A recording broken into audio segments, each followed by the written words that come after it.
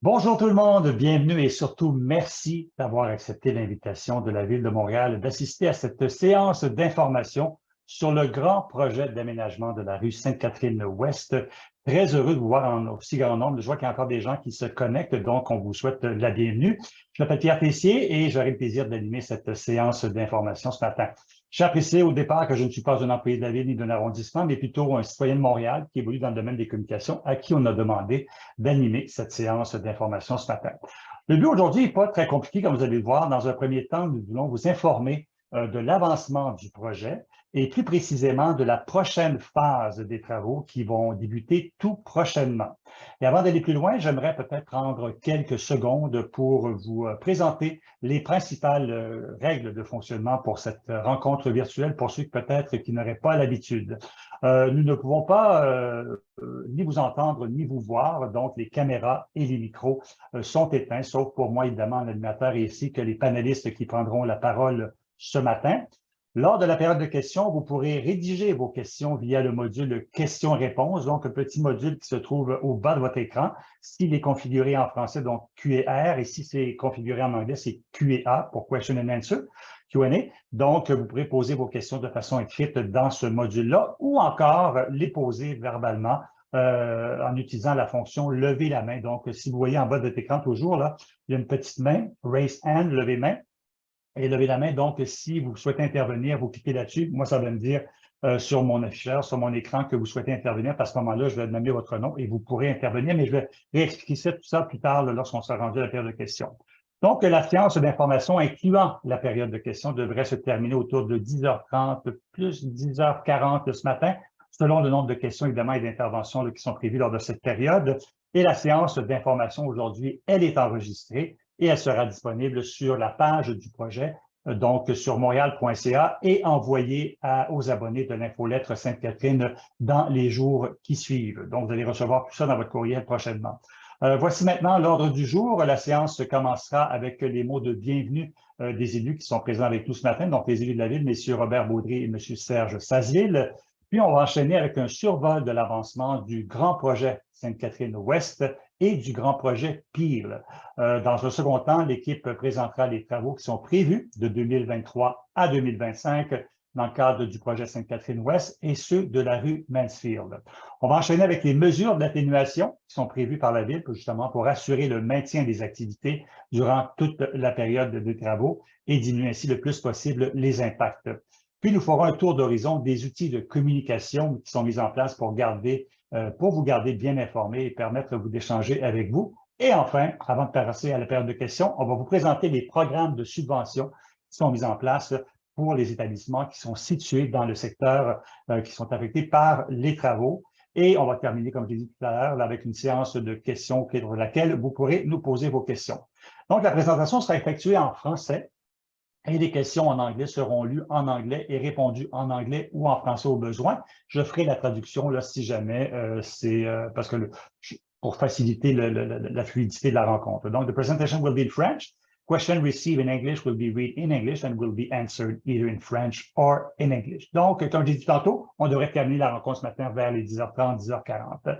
Donc, j'ai maintenant le plaisir d'inviter M. Robert Baudry, qui est conseiller du district de Saint-Jacques dans l'arrondissement de Ville-Marie, membre du comité exécutif et responsable de l'urbanisme, de la participation citoyenne et de la démocratie, à vous souhaiter officiellement la bienvenue. Monsieur Baudry. Merci beaucoup, Monsieur Tessier. C'est vraiment un véritable plaisir d'être ici avec vous en virtuel, bien évidemment. Une centaine de personnes déjà en ligne, c'est quelque chose. Des commerçants, des résidents, mais aussi probablement des représentants de grandes institutions du secteur. On le sait, hein, c'est un peu l'écosystème de notre centre-ville qui est si vivant, qui est si varié. Donc, on voit que cette présentation-là en amont là, suscite énormément d'intérêt. Puis, c'est un peu le pari qu'on souhaite faire, communiquer vraiment en amont, communiquer tout au long du projet là, avec les résidents, résidentes, mais avec les gens qui vivent le centre-ville. J'ai le plaisir d'être accompagné de mon collègue, M. Serge Sazeville, qui est conseiller du district de Saint-Jacques, mais également fier résident du centre-ville de Montréal. Donc, lui aussi connaît très bien le secteur et son écosystème. Il prendra la parole juste après moi là, pour vous dire quelques mots, mais également de toute une armée de la ville de Montréal et de l'arrondissement de Ville-Marie qui sont fin prêts à vraiment faire face à ce grand chantier Grand chantier pour une grande rue, hein, c'est la reprise des travaux sur Sainte-Catherine-Ouest. Oui, ça peut être inquiétant, c'est tout à fait normal, c'est légitime. Par contre, ben, c'est quand même une bonne nouvelle parce que là, on peut voir les résultats. Dans le premier tronçon, on voit vraiment la transformation que ce chantier-là a eu sur Sainte-Catherine-Ouest, l'impact positif aussi, la transformation de l'expérience des citoyens, mais également de l'offre commerciale hein, qui peut s'exprimer de façon encore plus grande et donner toute la valeur à cette rue-là qui est une rue emblématique de Montréal, la rue Sainte-Catherine-Ouest. Donc oui, des travaux qui commencent. Pourquoi ces travaux? Bien, on le sait, hein, des besoins d'infrastructures souterraines dans un premier temps. Ce sont des infrastructures très vieilles qui ont rempli leur contrat et même au-delà de leur contrat, on peut dire qu'ils ont fait de l'overtime, ces structures-là. Et là, ben, on est rendu au moment où on doit les réhabiliter. Puis on le voit, c'est important avec les changements climatiques, avec l'impact des eaux de pluie. Il faut qu'on ait des structures efficaces, résilientes, qui nous permettent là, vraiment de bénéficier là, de nos artères commerciales. Donc, oui, on fait les infrastructures, mais on bonifie la surface, un projet qui sera sensiblement le même que celui que vous avez vu un petit peu plus à l'est. On le sait, c'est des travaux. Personne n'aime ça, avoir un chantier à face de chez eux. Notre objectif à nous, aujourd'hui et pendant toute la durée du chantier, ben, c'est de minimiser ces impacts-là. De faire en sorte vraiment que, oui, elles sont réelles. Là, on ne se mettra pas la tête dans le sable. On le sait qu'il y a des impacts aux travaux, mais on veut les minimiser. On veut un chantier qui soit propre, qui soit sécuritaire, mais on veut aussi surtout donner aux partenaires, aux commerçants, aux résidents du secteur de la prévisibilité pour les impacts, pour les changements, pour les coupures d'eau, par exemple, pour que vous puissiez bien vous adapter aussi à ces chantiers-là. Et pour ça, ben, qu'est-ce qu'on a? De un, on a des équipes chevronnées, on a de l'expérience aussi, on a déjà entamé ce chantier-là majeur. Ça a été d'une complexité qui nous a permis d'apprendre beaucoup dans les dernières années, mais on a également aussi un agent de liaison avec qui vous allez pouvoir faire affaire tout au long du chantier pour vraiment y aller de façon beaucoup plus chirurgicale quand il y a des enjeux. Donc, on met cette expérience-là en profit, on met ces équipes-là en profit, on met ces ressources-là également en profit, en communication, en relation avec la population, justement pour minimiser les impacts et s'assurer qu'on puisse passer au travers et qu'à la fin, ce soit une véritable valeur ajoutée pour les commerçants, pour les résidents, pour les touristes aussi du secteur. Alors, je vous remercie d'avance vraiment pour votre patience, parce que oui, ça en prend de la patience, pour votre résilience, mais également, je vous invite vraiment à communiquer avec nous pendant tout le long du chantier, à utiliser ces ressources-là qui seront mises à votre profit s'il y a des enjeux, s'il y a des problématiques. Sur ce, je vais laisser la parole à votre conseiller, M. Serge Chasseville, qui va prendre la parole pour vous dire quelques mots et je vous remercie. Pour ma part, je ne pourrais pas rester jusqu'à la fin, mais je suivrai ce dossier avec une forte attention. Merci beaucoup. Serge, c'est à vous. Alors, bonjour tout le monde. Bienvenue à cette séance d'information virtuelle. Je serai très bref parce que mon collègue Robert Baudry a tout dit. Je suis heureux d'être ici, non seulement comme conseiller du district Peter McGill, où se trouve la portion de la rue Sainte-Catherine qui va faire l'objet de travaux importants. Je suis également très heureux de ce projet-là, non seulement comme conseiller de ville, mais également comme résident du secteur. La section entre la rue Peel et la rue Mansfield est à quelques rues de chez nous. Alors, j'y suis très fréquemment, tant comme conseiller de ville que comme résident qui fréquente les commerces sur cette rue-là. C'est un projet, comme mon collègue l'a dit, qui est très important, qui va revitaliser cette portion-là de la rue Sainte-Catherine, tout comme la portion plus à l'ouest. On a vu l'impact que ça a eu sur l'augmentation de l'achalandage. Alors, on a bien hâte que ce soit fait aussi sur la portion entre Peel et Mansfield. Là-dessus, je vous souhaite une bonne séance d'information virtuelle et je cède la parole à M. Tessier. Merci, M. Chasseville. Merci également, M. Baudry. Bien, écoutez, on est rendu finalement aux présentations. Et pour commencer, je vais inviter M. Simon Pouliot, qui est chargé de projet au service de l'urbanisme et de la mobilité, qui va nous présenter l'avancement des projets d'aménagement sur la rue Sainte-Catherine-Ouest, également sur Peel. Alors, M. Pouliot. Bonjour à tous, merci de votre participation aujourd'hui. Donc, comme l'a mentionné M. Tessier, je vais faire un bref point d'information sur le projet de la rue Sainte-Catherine. Comme vous savez, c'est un projet d'envergure qui s'étire sur environ 2,2 km, donc de la rue de Bleury jusqu'à la rue Atwater. Donc, ce que vous voyez en bleu clair à l'écran, c'est le tronçon qui est déjà complété, donc qui comprend le réaménagement aussi du square Phillips qui a été complété l'année dernière. Donc, en raison de l'envergure du projet, c'est un projet qui est divisé en plusieurs phases, plusieurs lots de travaux. Donc, on va vous les présenter brièvement aujourd'hui. Ça sera pas long. Voilà, donc un aperçu des aménagements qui ont été réalisés, donc comme je mentionnais, complétés jusqu'en 2022. Donc, on a vraiment donné une place plus importante aux piétons dans le cadre du projet de réaménagement. Et on a aussi la Ville a mené des études auprès des usagers là, qui nous ont démontré que jusqu'à présent, 80% des usagers sondés se sont montrés satisfaits ou très satisfaits du projet de réaménagement. Donc, on va poursuivre, si on veut, dans la même lignée pour la poursuite du projet. Donc, les objectifs du projet, eux, demeurent essentiellement les mêmes.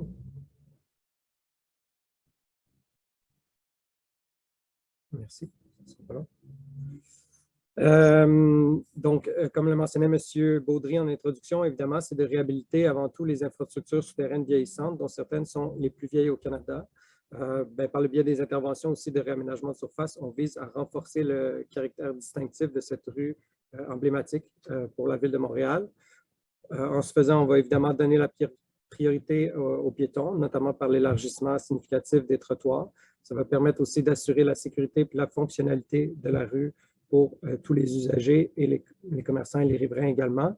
Tout ça, évidemment, dans l'objectif d'améliorer l'expérience des usagers qui circulent ou qui se rendent sur la rue Sainte-Catherine. Pour la prochaine phase des travaux, dans le fond, c'est les travaux qui vont débuter dès cet été. Les travaux sur la rue Sainte-Catherine ont lieu entre la rue Mansfield et la rue Peel.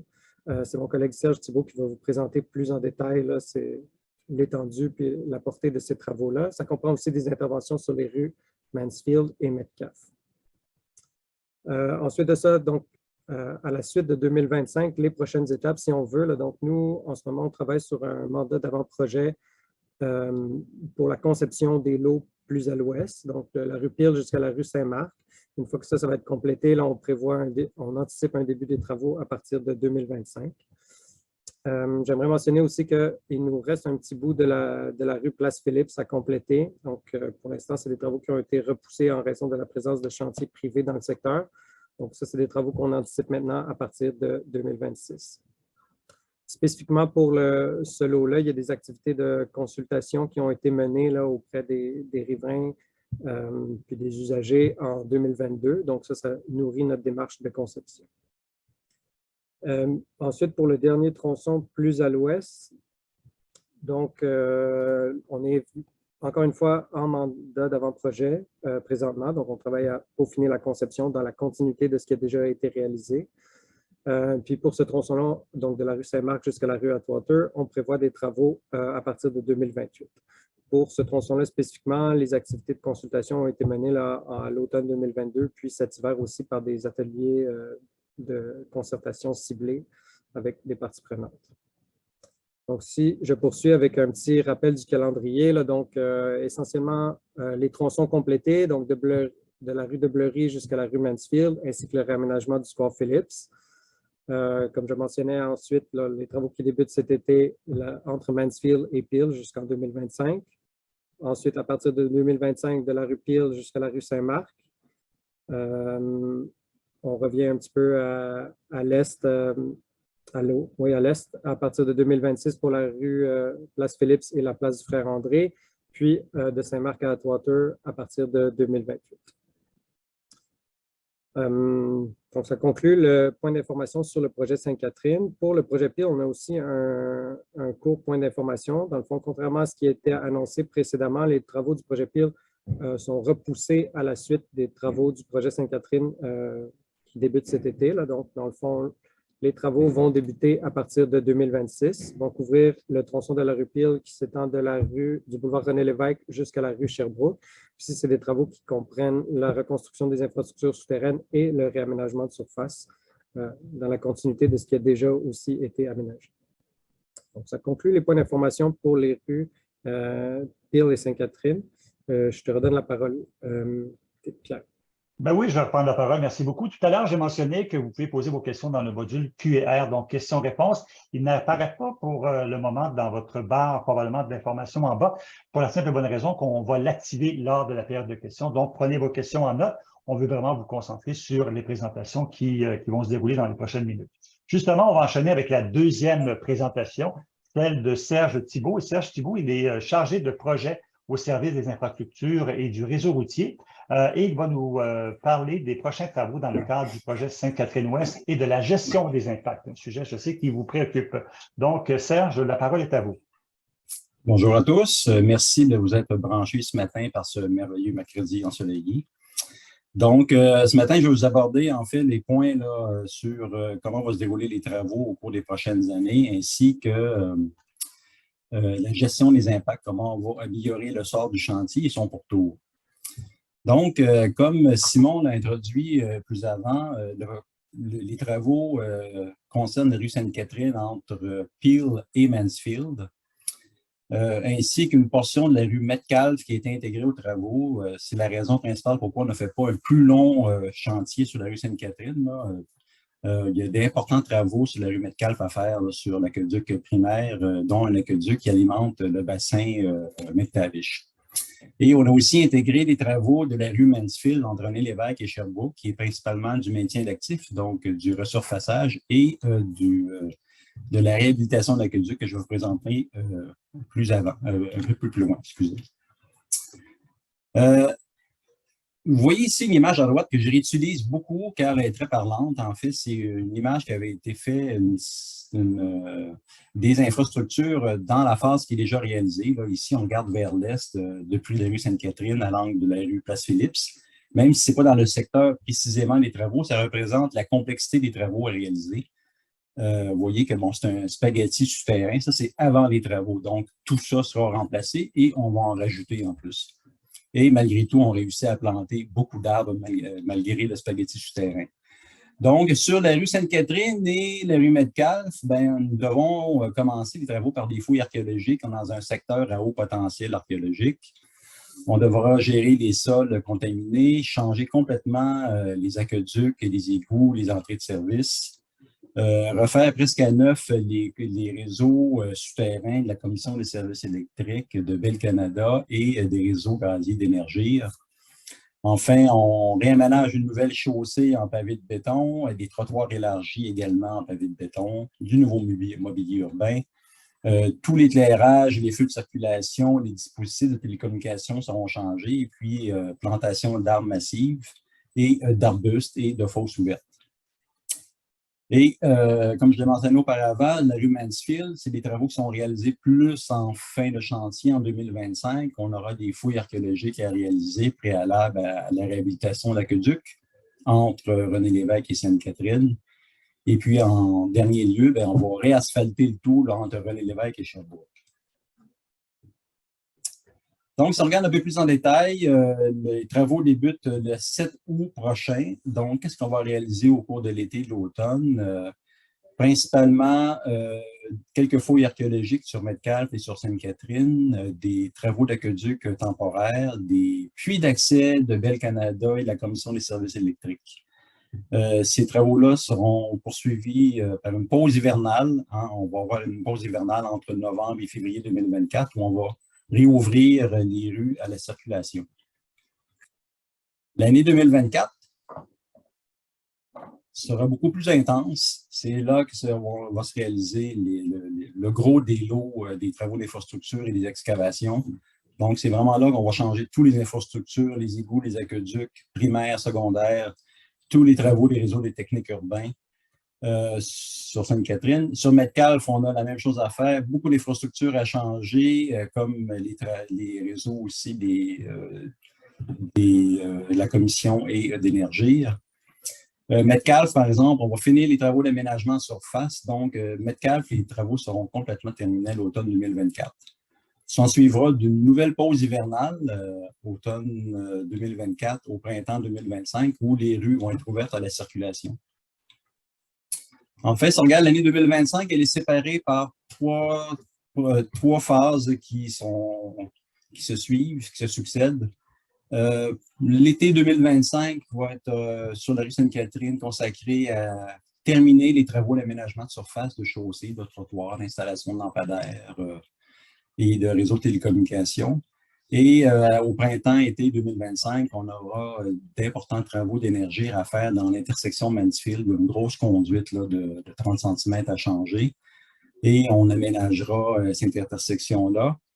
S'en suivra des travaux d'aqueduc entre René-Lévesque et Sainte-Catherine. On doit réhabiliter une conduite d'aqueduc qui sera précédée par quelques fouilles archéologiques.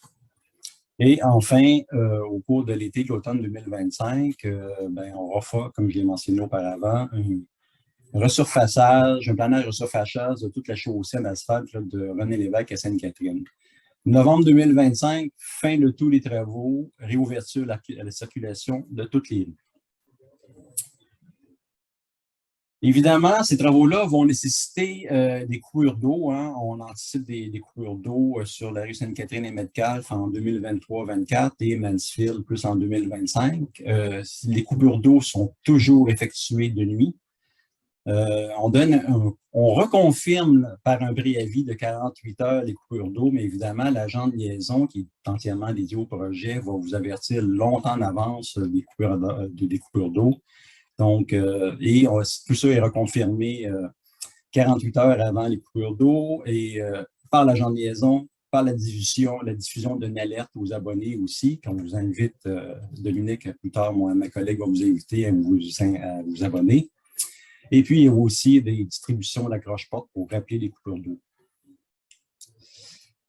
En termes d'horaire de travail, l'horaire sont variables selon la progression des travaux, mais principalement, l'entrepreneur devrait travailler 2 jours de 6 heures à 19 heures à raison de 5 à 6 jours par semaine. Pour 2023, on anticipe plus 6 jours par semaine, donc du lundi au samedi. On rappelle que les travaux en 24 heures, 6 jours sur 7, sont permis pour rattraper de possibles retards, mais les principaux travaux qui seront réalisés de nuit ou en dehors des heures d'ouverture des commerces, donc très tôt le matin, c'est pour les coupures d'eau, les excavations devant les portes et commerces. Donc, on ne veut vraiment pas nuire aux activités commerciales. C'est pour ça qu'il y a certains travaux qui sont réalisés de nuit, notamment pour ne pas nuire aux tours à bureaux, aux restaurants. Donc, en résumé, il y a 3 rues impactées. La rue Sainte-Catherine entre 2023 et 2025, Metcalfe 2023-24 et puis Mansfield en 2025. Il y a 2 pauses hivernales, 23-24 et 24-25. Évidemment, comme je l'ai mentionné auparavant, les travaux les plus intensifs, c'est au cours de l'année 2024. Et tous ces travaux-là seront terminés à l'automne 2025. Maintenant, si on regarde la gestion des impacts et de la circulation, on vous présente ici à quoi devrait ressembler la circulation en 2023. Donc, je vais partir de l'est vers l'ouest. Ce que vous voyez en rouge, c'est les rues complètement fermées à la circulation. Donc, c'est la zone de travaux. La rue Sainte-Catherine entre Peel et Mansfield et les intersections vont rester ouvertes, sauf Metcalfe. La rue Metcalfe sera également fermée entre Square Dorchester et Place Mont-Royal. Un peu plus vers l'est, ce que vous voyez en orangé, il y a des zones d'entreposage d'un côté de la rue Peel, juste au sud de la rue Sainte-Catherine, ainsi que sur Sainte-Catherine entre Peel et Stanley. Donc, ce tronçon-là sera fermé à la circulation, mais on a besoin d'une partie de la chaussée pour entreposer les matériaux. Un peu plus vers l'ouest, entre Stanley et Drummond, la rue sera en circulation locale. Nous devrons couper une voie de circulation du côté nord pour éviter que les gens tournent en double sur Drummond. Donc, si on regarde aussi autour du Square Dorchester, la circulation sera permise toute l'année 2023 au pourtour du Square. En termes d'accessibilité pour les automobilistes, la circulation locale va être permise jusqu'à la limite des travaux. Il y aura un accès en tout temps aux véhicules d'urgence, du service d'incendie, des policiers ou des ambulanciers. Je vous rappelle qu'on a une présence de l'escouade de mobilité, des cadets, des agents de stationnement, mais aussi des ingénieurs en circulation qui sont en tout temps présents au chantier pour s'assurer de l'accessibilité. L'entrepreneur est tenu de maintenir des zones de livraison pour les taxis, pour les débarcadères, et qui sont relocalisés aux besoins. Et tout ça sera mis à jour sur des cartes fréquemment sur montréal.ca/la Sainte-Catherine. En termes de piétons et d'accès au bâtiment, évidemment, tous les accès aux bâtiments et aux portes sont maintenus en tout temps. Si jamais il y a une excavation, bien évidemment, il y a des passerelles qui seront construites d'une façon sécuritaire pour accéder facilement au commerce. Afin que les gens se repèrent bien, bon, parmi les clôtures de chantier, on fait produire différentes signalisations, ne serait-ce que pour diriger les gens vers les stationnements, vers les débarcadères.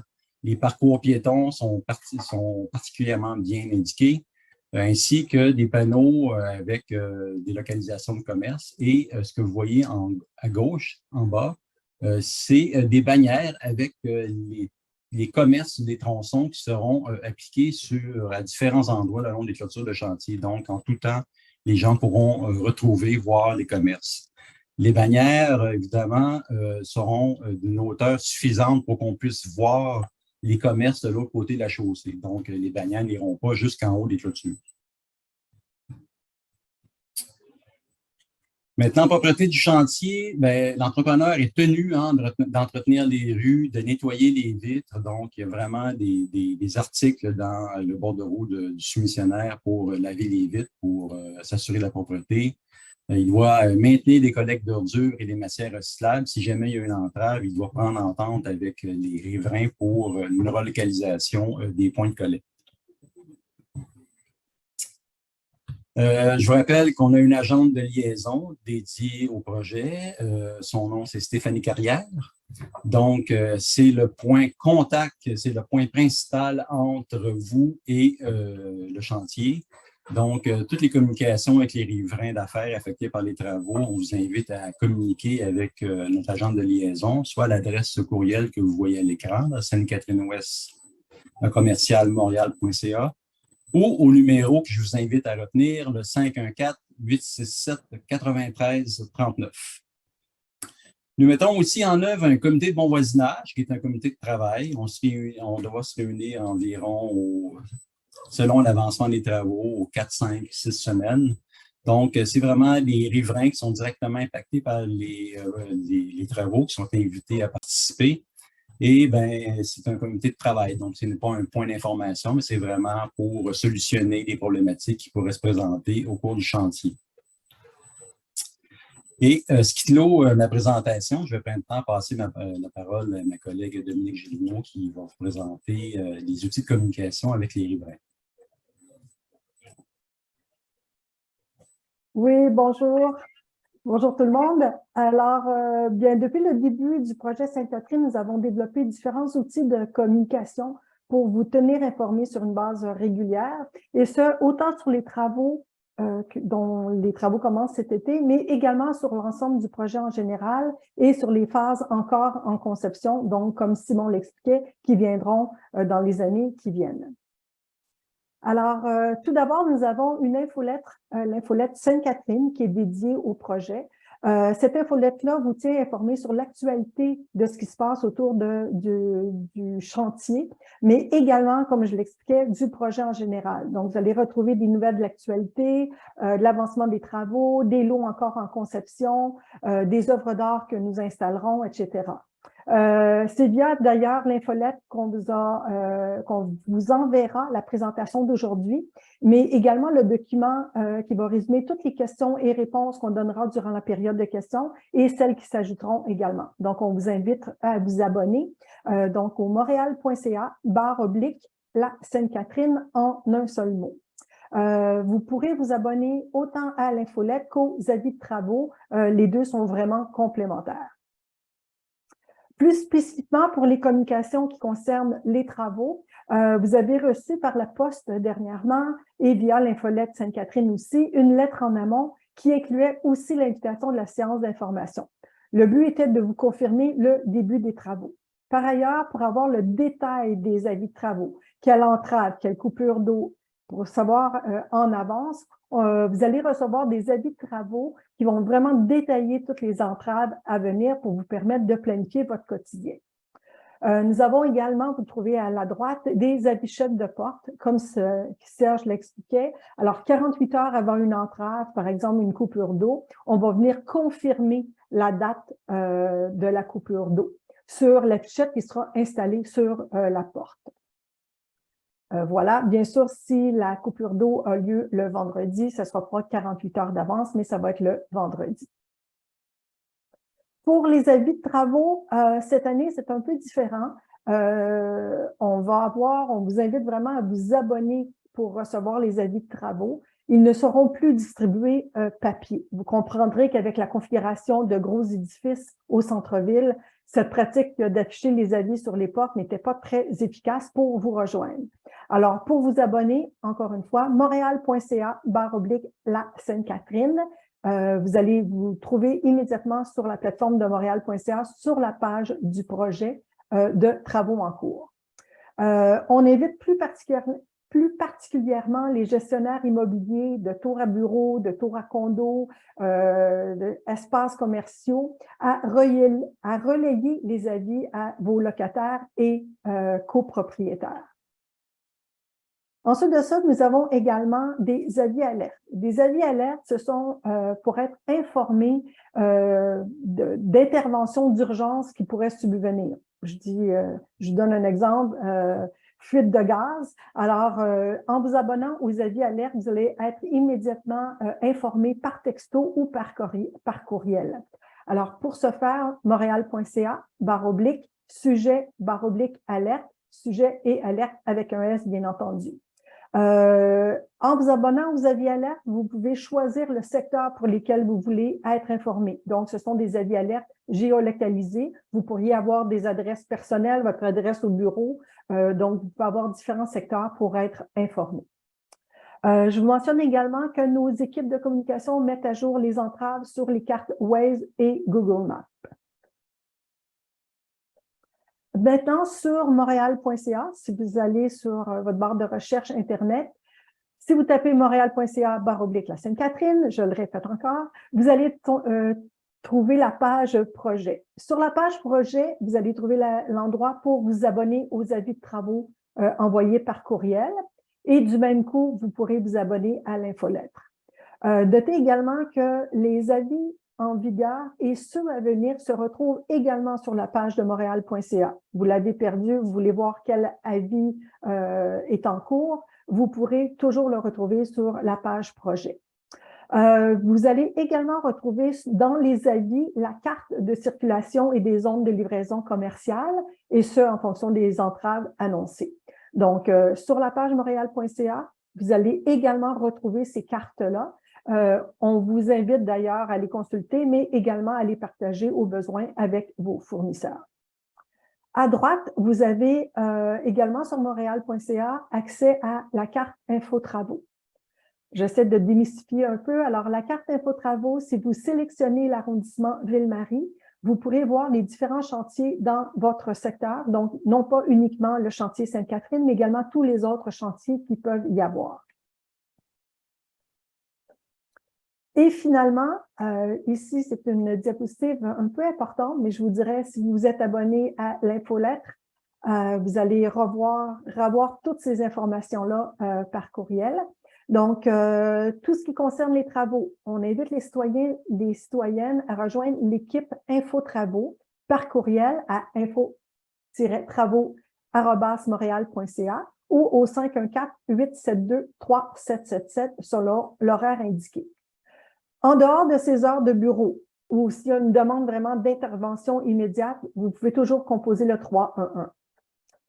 Comme Serge l'a mentionné également, pour les gestionnaires d'affaires, donc les commerces, restaurateurs, gestionnaires d'entreprises, immobiliers, tours à condos, à bureaux, etc., qui ont des questions spécifiquement sur les travaux du projet Sainte-Catherine et surtout sur leur impact, on vous invite à communiquer avec l'agent de liaison sur les heures normales de bureau, Sainte-Catherine-Ouest en un seul mot, @montréal.ca ou 514-867-9339. Merci. Merci Dominique pour ces précieuses informations. Bon, on va compléter maintenant les présentations avec Noémie Lucas. Et Noémie Lucas est commissaire au développement économique elle va nous parler justement des programmes de subvention qui sont mis en place pour les établissements qui sont situés dans le secteur affecté par des travaux majeurs. Donc, Madame Lucas, la parole est à vous. Merci beaucoup. Donc, je prends le relais effectivement pour vous présenter deux programmes de subvention qui vont être disponibles dans le contexte des travaux majeurs d'infrastructure, donc qui se tiendront sur la rue Sainte-Catherine, donc à savoir le programme d'aide financière aux établissements situés dans un secteur affecté par des travaux majeurs, un nouveau programme de subvention forfaitaire qui vient tout juste d'être lancé par la Ville de Montréal et ensuite, je vous partagerai évidemment aussi des informations qui seront relatives aux deux programmes de subvention. Donc, d'entrée de jeu, je débute avec le programme d'aide financière. Donc, c'est un programme de subvention qui permet d'accorder des subventions basées sur la diminution du bénéfice brut des entreprises pour les exercices financiers qui ont cours lors de la période des travaux. Donc, par le biais de ce programme, on dispose entre 2023 et 2026 d'un budget de 7,8 millions de dollars. Donc, la subvention, comme je mentionnais, elle est basée sur la diminution du bénéfice brut des entreprises pendant et avant la période des travaux. Donc, essentiellement, par le biais du programme, on vient couvrir 100% de la perte du bénéfice brut des entreprises qui est supérieure à 5% et la subvention maximale que les entreprises peuvent recevoir est de l'ordre de 40 000 $ par exercice financier admissible. Donc, essentiellement, ce qu'on vient faire ici, c'est qu'on vient comparer le bénéfice brut des entreprises qui est réalisé pendant la période des travaux, donc lors des exercices financiers qui ont cours durant les travaux, en les comparant avec ceux qui avaient cours avant les travaux d'infrastructure. Donc, c'est donc un programme, en fait, qui permet d'accorder une subvention qui est basée sur la situation financière réelle des entreprises. Donc, pour déposer une demande de subvention, vous voyez, il y a quand même quelques documents là, qui sont requis. Tout d'abord, le formulaire de demande de subvention et d'autres documents, disons, génériques dans le cadre de nos programmes, notamment une copie du bail, une copie du certificat d'occupation en vigueur. Ce qui est particulier à ce programme-ci, c'est qu'on demande également les états financiers de l'établissement pour les exercices financiers durant les travaux et les exercices antérieurs, donc 1 ou 2 antérieurs aux travaux, des déclarations de revenus fédérales et les avis de cotisation également pour ces mêmes exercices financiers. Donc, je passe également rapidement là, au programme de subvention forfaitaire, qui est un nouveau programme, comme je le mentionnais un peu plus tôt. C'est un programme de subvention qui permet à la Ville d'accorder une subvention de 5 000 $ à tout établissement qui est situé dans le secteur désigné et dont je vais vous parler un petit peu plus tard.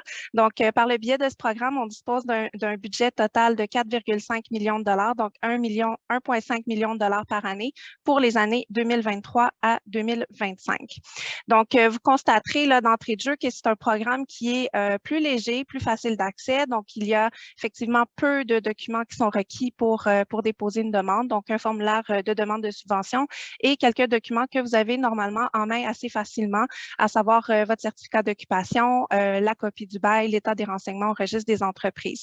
Les demandes de subvention peuvent être déposées durant la période des travaux et par le biais de ce programme-là, on peut recevoir une seule demande de subvention par établissement.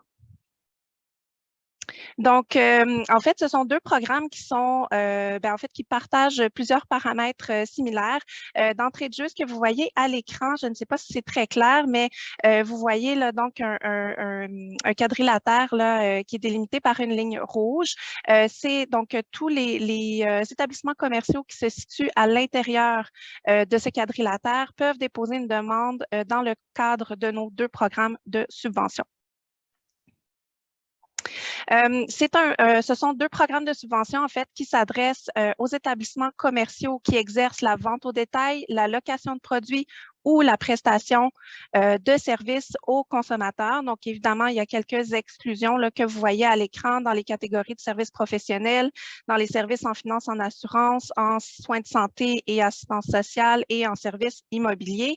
Ce qu'il faut comprendre, en fait, ici, c'est qu'on s'adresse aux établissements qui sont le plus susceptibles de subir les impacts qui sont associés à une diminution de l'achalandage sur rue.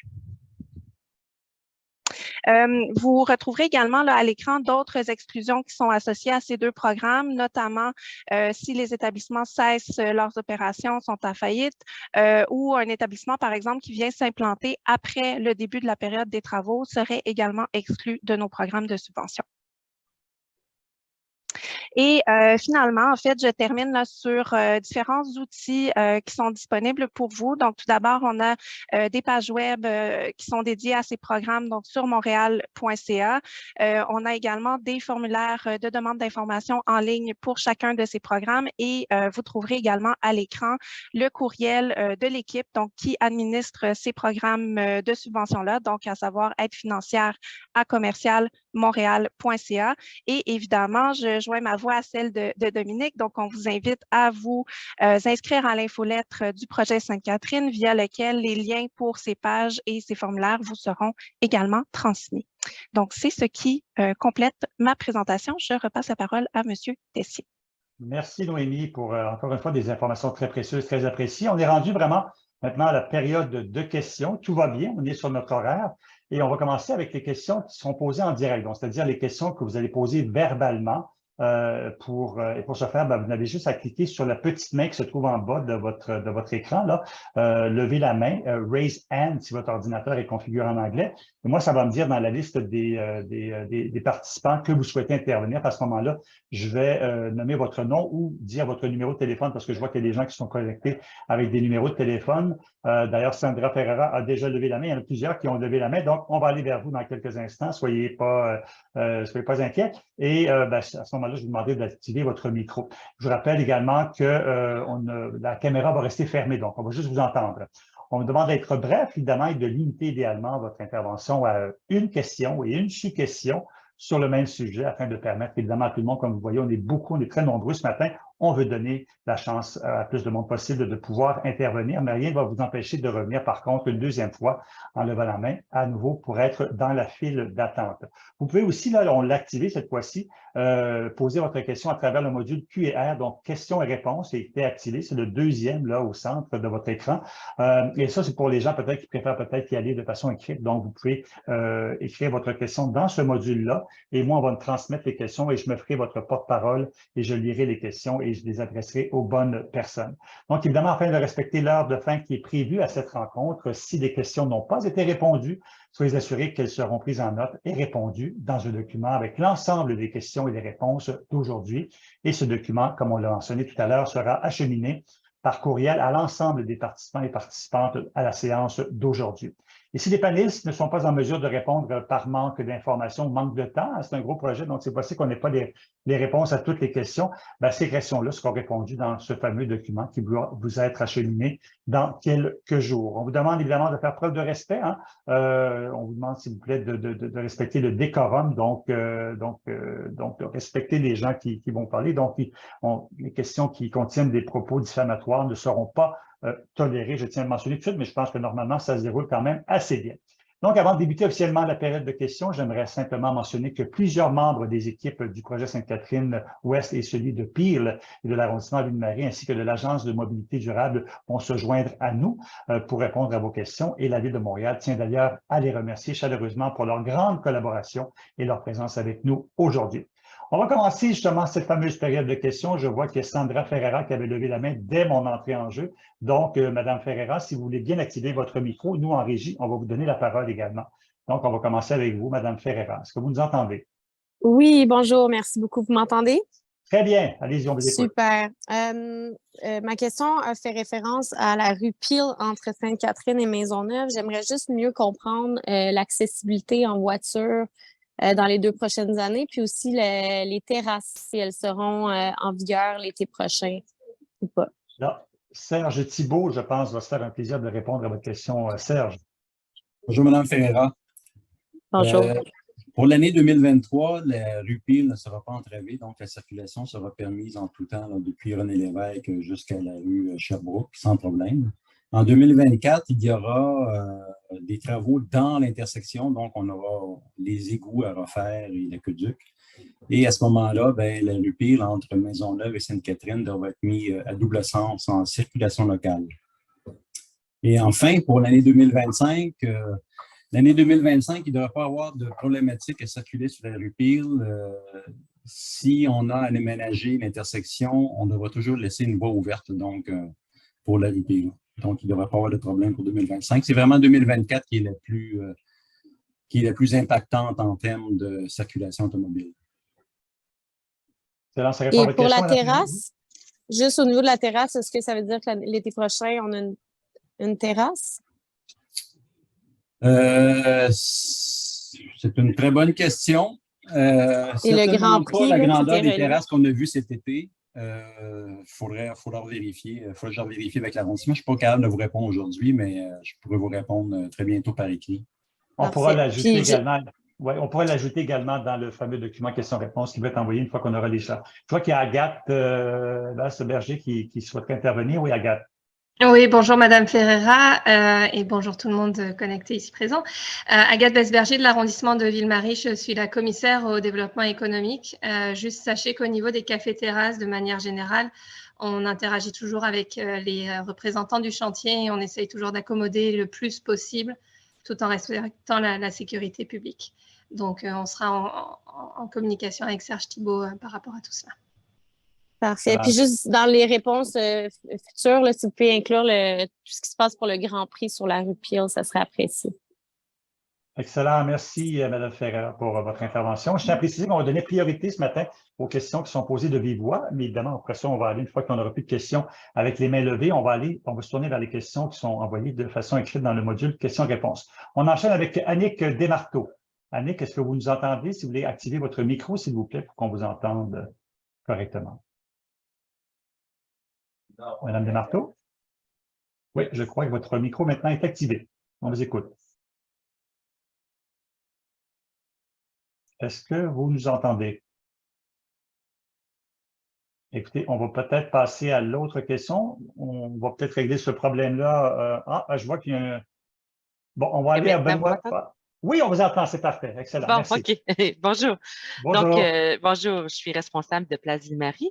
Oui. Donc, vous comprendrez que ma question se dirige plus vers l'est. Je vois donc la rue Mansfield qui va être entravée en 2025. Je voulais savoir comment ça va être coordonné avec les travaux du REM et ou les travaux de McGill College qui vont se faire à la suite des travaux du REM pour être certaine qu'on ne soit pas bloqué dans un quadrilatère en construction. Parfait. Là, j'attends de voir qui parmi nos panélistes voudront. Il y a Serge, je pense, encore, qui va se porter volontaire pour répondre à votre question. Oui, Serge. Oui, bon, 2025, c'est une très bonne question. On n'est pas encore rendu là dans l'échéancier fin de l'entrepreneur et ses entraves. Mais soyez assurés qu'il y aura une coordination qui va être faite avec les responsables du projet de la rue McGill afin que les travaux ne vous enclavent pas complètement et puissent être capables de sortir de votre stationnement. Donc, les travaux sur Mansfield, c'est des entraves qui vont être plutôt ponctuelles. Là, le temps qu'on va faire. Ce qui va être plus impactant, c'est quand on va venir changer, réhabiliter l'aqueduc secondaire. Les travaux de réasphaltage, ce n'est pas très long non plus. Donc, ça va être plus des entraves ponctuelles sur Mansfield. Mais soyez assurés qu'on a toute une équipe de coordination opérationnelle là, qui gère tous les chantiers de construction dans les années courantes pour prendre en compte votre problématique particulière. Parfait, merci beaucoup. Merci, Mme Desmarteaux. On enchaîne, merci Serge également. On enchaîne avec une autre question, cette fois-ci de Benoît Beaulieu. Monsieur Beaulieu, si vous voulez peut-être vous identifier, dire avec quelle organisation ou quelle entreprise vous travaillez. Oui, M. Beaulieu, Oui, on vous entend, je pense. Oui, bonjour. Bon, mon nom est Benoît Beaulieu, je travaille pour Buzac Immobilier sur l'édifice sur McGill College. J'ai une petite question au niveau de Mansfield. On s'assure qu'il n'y aura pas de fermeture avant 2025. Il n'y aura pas de fermeture du tout 2023, 2024, aucune fermeture? C'est Thibault? Oui, Serge. Bonjour, M. Beaulieu. Pas de fermeture sur Mansfield avant 2025, assurément. Est-ce que si nous, on fait des travaux sur notre bâtiment, lorsque vous allez faire vos travaux en 2025, c'est toujours la complexité d'avoir des permis lorsqu'il y a déjà un entrepreneur qui occupe la voie publique. on a toujours un problème de faire des travaux de nettoyage de fenestration, des travaux de façade. Fait qu'on a des difficultés d'avoir des permis. Est-ce qu'il va y avoir quelqu'un à la ville qui va pouvoir être attitré à ces demandes-là? Oui. Je passe la parole à mon collègue Christian Larivière à l'arrondissement Ville-Marie. Oui, bonjour, M. Beaulieu, Christian Larivière, l'arrondissement Ville-Marie. En fait, notre service pourra vous assister. Vous pouvez déposer une demande pour un permis d'occupation temporaire du domaine public et nous, on va faire le lien avec l'équipe de projet pour essayer de trouver des fenêtres d'opportunité pour que les travaux puissent se faire. Parfait, merci. Merci, M. Beaulieu, pour votre intervention. On enchaîne avec Aya Kenissi. Kenissi, pardon. Oui, Aya, est-ce que vous nous entendez? Oui, allô? Oui, bonjour, Aya. Bonjour. Vous représentez, oui, vous êtes avec une entreprise, une organisation ou vous êtes une résidente? Oui, avec boutique privée, boutique Union, puis une future boutique dont le bail est signé. Ma question est là. Le bail est signé, la boutique n'est pas encore en opération. Qu'en est-il des subventions et des aides financières? Très bonne question. Noémie, est-ce que vous pouvez répondre à cette question? Oui, je suis en train de consulter un collègue justement sur cette question, donc je pourrais vous répondre fort probablement. On m'informe en fait que c'est vraiment au début des activités, donc il faut effectivement être en activité au moment, durant la période, avant la période des travaux en fait, pour avoir accès à la subvention. Donc, si vous avez signé un bail mais que votre commerce n'est pas encore en activité, malheureusement, ce n'est pas possible d'avoir accès à nos programmes. Puis si elle est en activité, dans le fond, puis il n'y a pas d'historique par rapport aux ventes, au chiffre d'affaires, sur quoi vous allez vous baser? À ce moment-là, c'est certain que c'est toujours un petit peu plus compliqué, c'est-à-dire que vous voulez dire si vous avez débuté vos activités dans les mois précédents, par exemple? Ben, exemple, si elle est ouverte dans 2 semaines, vous allez vous baser sur quel chiffre pour pouvoir calculer les pertes? Oui, en fait, c'est ça. Donc, si l'entreprise n'est pas sur place, n'a pas été en activité sur une longue période, soit en fait, généralement, on peut prendre une portion de l'exercice financier donc précédant les travaux. On comprend qu'au début d'une activité d'une entreprise, à ce moment-là, effectivement, c'est très rare en fait que les commerces ont effectivement accès à cette subvention basée sur la perte du bénéfice brut. Toutefois, si vous êtes en activité avant le début des travaux, vous allez avoir accès à la subvention de 5 000 $ forfaitaire. D'accord, merci. Merci, Mme Kenissi. On enchaîne avec Tonk Dere. J'espère que je prononce bien votre nom. Si vous voulez bien activer votre micro pour qu'on vous entende bien. Je pense que c'est en train de se faire. Est-ce que vous nous entendez, Tonk Dere? J'entends bien. Merci beaucoup. Comment on prononce votre nom, juste pour être sûr que je le prononce correctement? Tunch, T-U-N-C. Oh, Tunch, oh mon Dieu, j'étais loin de la bonne prononciation, je m'excuse. Tunch, on vous écoute, M. Dere. Oui, ça va bien? Ça va très bien, merci, et vous? Oui, moi, j'occupe un commerce, un dépanneur sur la rue Metcalfe. Je crois que je vais avoir un gros impact dans mon commerce. Je voulais savoir, durant le COVID, on a souffert énormément, mais on a eu une subvention par le gouvernement. Quand c'était le temps de rembourser, il y a beaucoup de commerces qui sont fermés. Nous, on est encore en vie, mais j'ai peur avec l'impact de la ville. J'ai écouté un peu moi, pour les livraisons, comment ça va se faire, les livraisons? Comme, je sais pas, l'impact sur mon commerce. J'ai un peu peur vraiment, là, le stress et tout ça. Okay, donc, on va commencer par la question des livraisons. Serge, est-ce que vous voulez peut-être intervenir là-dessus? Comment on va assurer la livraison des produits au commerce? Bonjour, M. Tunch. Je comprends Bonjour. votre stress. Je comprends votre stress. C'est tout le temps stressant, les travaux qui s'en viennent. Dans tous les travaux qu'on a réalisés depuis, et même pour les travaux qui s'en viennent, et même ceux à venir, les entrepreneurs sont toujours obligés d'assurer en tout temps les livraisons commerciales, la collecte des ordures, des matières résiduelles. Et si jamais il y a un point de livraison qui est entravé, il faut qu'ils prennent une entente avec vous pour vous acheminer, dans le fond, vos denrées jusqu'à votre commerce. Donc, les livraisons commerciales sont assurées en tout temps. Mais qui doit prendre l'entente? Moi puis les travaux ou moi puis la livraison? C'est l'entrepreneur et vous. L'entrepreneur et vous. Ouais, et au besoin, on communique des fois avec aussi les entreprises de livraison pour leur indiquer la relocalisation des aires de livraison. OK, parce que si la bière n'est pas capable de rentrer, des fois, ils refont ça dans 3 semaines, 4 semaines, dépendant de la livraison dans le territoire. Puis après ça, ils vont me mettre dans la liste noire parce que c'est livraison non accessible.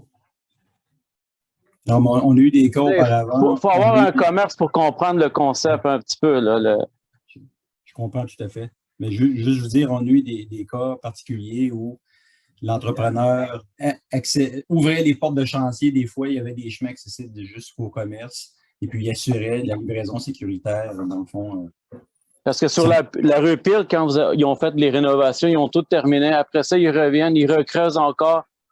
On n'a pas la même subvention que la ville, que vous recevez les taxes municipales, les taxes scolaires, énormément pour pouvoir faire les travaux. Nous, on n'a pas de subvention. Moi, je perds ma job, je finis, je fais quoi, moi, après? J'ai pas de diplôme collégial, quoi que ce soit. C'est pour ça que j'ai un dépanneur. Si je perds ces travaux-là, ce magasin-là, je vais faire quoi? Je vais devenir un gang de rue? Bon, c'est très difficile. Ça fait 17 ans que je fais ça. J'ai pas eu de problème avec la justice. Je travaille très fort. C'est des longues heures. Le stress, c'est beaucoup, monsieur. J'ai pas envie de retourner à l'hôpital pour le stress ou quoi que ce soit. On comprend vos préoccupations et votre frustration aussi, M.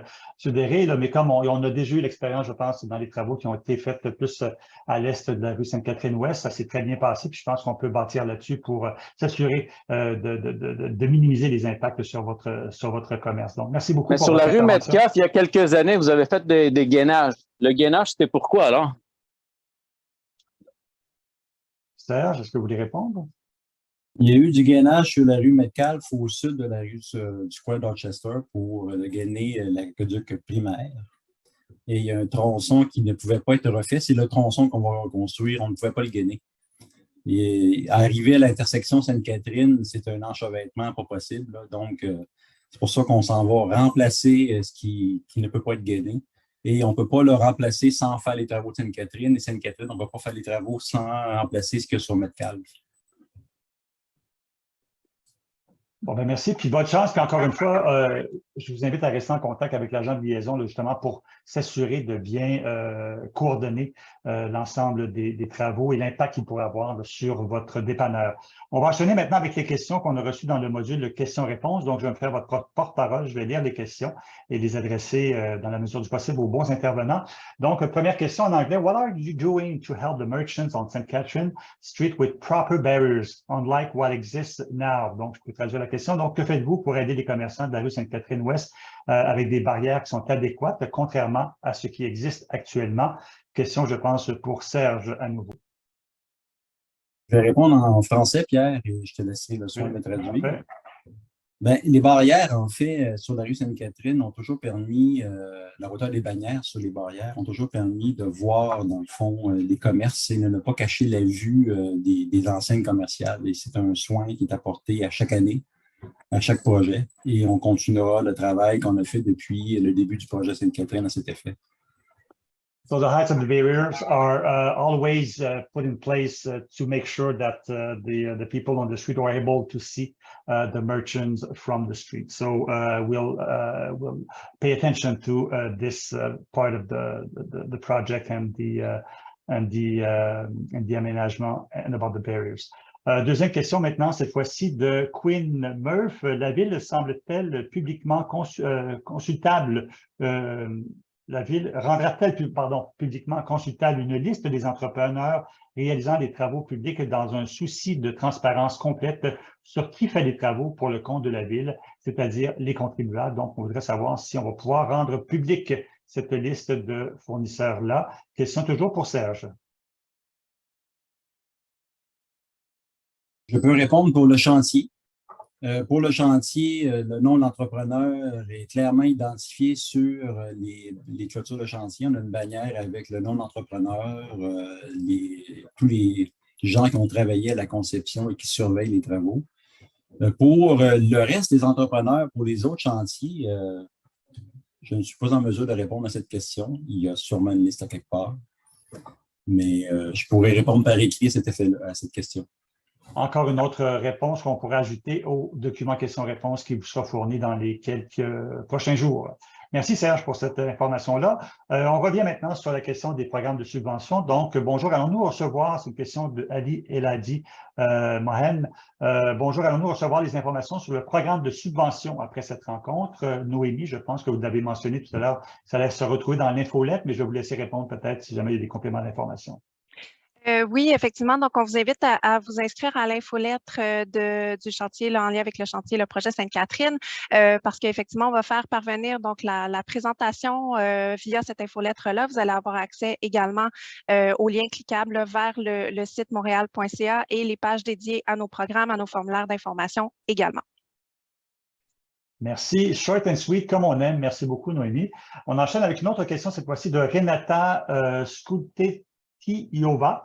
Donc, où devons-nous mettre nos poubelles et le recyclage si nous sommes un magasin pendant les travaux? Question pour Serge, je pense. Question des Bonjour. Aux mêmes endroits que d'habitude.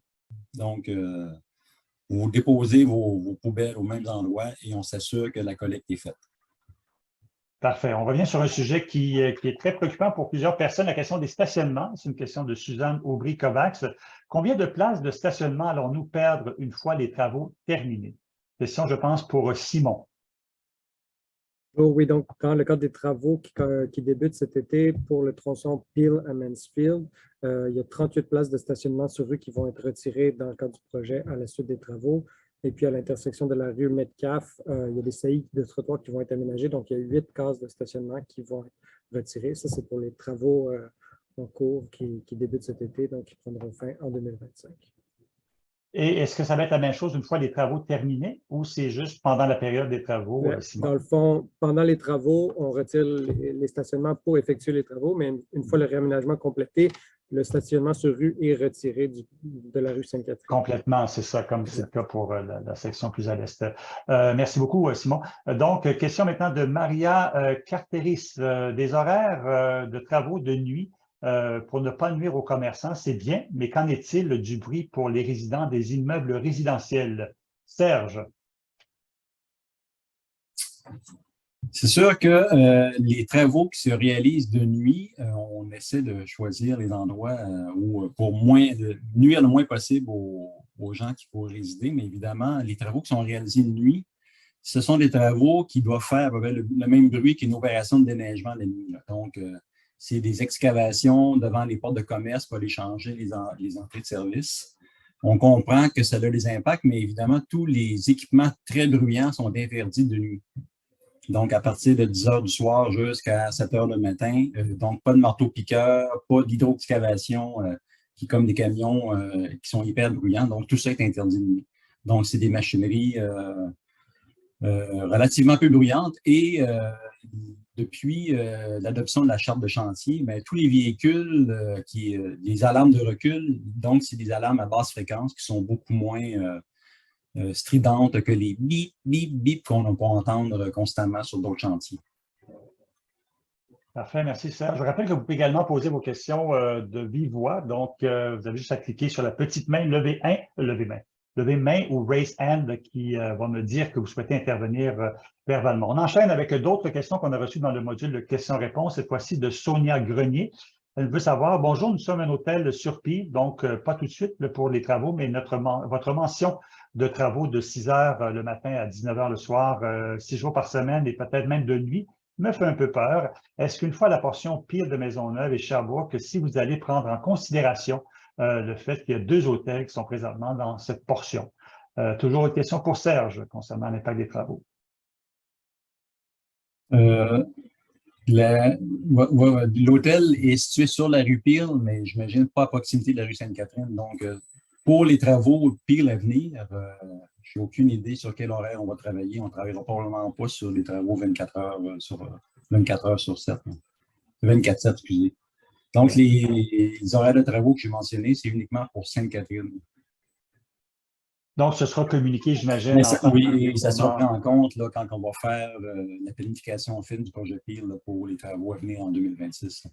Et on prendra en compte également qu'il y a peut-être des établissements hôteliers là, qui sont dans cette section-là. Mais on va tenir le même type de rencontre aujourd'hui aussi. Parfait. Autre question maintenant. Quand la rue Sainte-Catherine sera-t-elle officiellement fermée aux voitures? Serge, toujours. À partir du 7 août. Donc, il y a fermeture telle que je vous l'ai présentée sur les cartes dans ma présentation. Donc, le 7 août, à partir le 7 août, c'est un lundi. Donc, dans la fin de semaine, 5-6, on va commencer à installer les clôtures de chantier.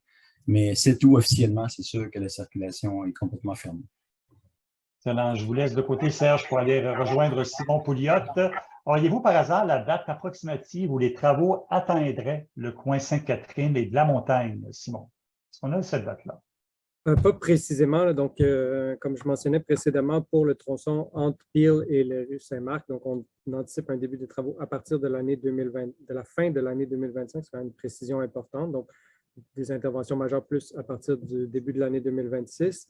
En revanche, comme le mentionne Serge, la planification détaillée pour ce lot-là de travail n'est pas encore réalisée. Là, donc, on ne sait pas exactement à quel moment on va être dans cette intersection-là, mais bien sûr, ça sera communiqué là, en temps et lieu. Merci, Simon. On revient vers Serge cette fois-ci. Deux questions de deux personnes, donc Elisabeth Lasnier et Maria Carteris. Ce que je veux savoir, c'est des questions concernant le déroulement des travaux à l'Ouest. Donc, suivant l'expérience des travaux de l'Est, que ferez-vous différemment au niveau de la planification des travaux de l'Ouest?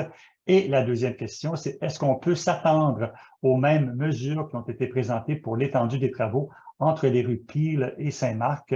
Y aura-t-il en fait une séance publique avant le début des travaux? Serge, je vous laisse la parole. Pour les travaux à l'Ouest, oui, il y aura une séance d'information au courant de l'année 2025. On prévoit réaliser les travaux à partir de la fin 2025, comme Simon l'a mentionné. Donc, il y aura le même type d'activité. Il y aura probablement aussi d'autres activités, d'autres séances d'information préalables. Et j'ai perdu la première question. Qu'est-ce qu'on ferait de différent? Oui. Je dois dire, depuis le début du projet Sainte-Catherine, tous les chantiers qu'on a réalisés sur la rue Sainte-Catherine ont été considérés exemplaires par l'Association des commerçants. Donc, évidemment, on cherche toujours à s'améliorer. C'est une très bonne question. Qu'est-ce qu'on fait de différent? Parce qu'on a développé une recette qui fonctionne bien en termes de communication, de propreté, de gestion des impacts. Je suis embêté. Mais pourquoi changer de formule qui va bien? Donc, en fait, c'est ça. C'est quoi l'expression? Si c'est pas brisé, on ne le répare pas. C'est ça. Bon, écoutez, c'est sûr qu'on va toujours continuer d'être à l'écoute, de voir s'il y a des améliorations qui peuvent apporter, comme c'est toujours le cas dans les travaux à la ville. Merci, Serge. On enchaîne maintenant une question pour Noémie. On va vous laisser une petite pause, Serge. Michael Gentleman qui dit « Thank you for all the information this morning. My head office is located in an English province. Can you provide an English document for our business partners to better understand the complexity of the project and the financial assistance. » Donc, merci pour cette information. Mon bureau chef est localisé dans une province anglophone.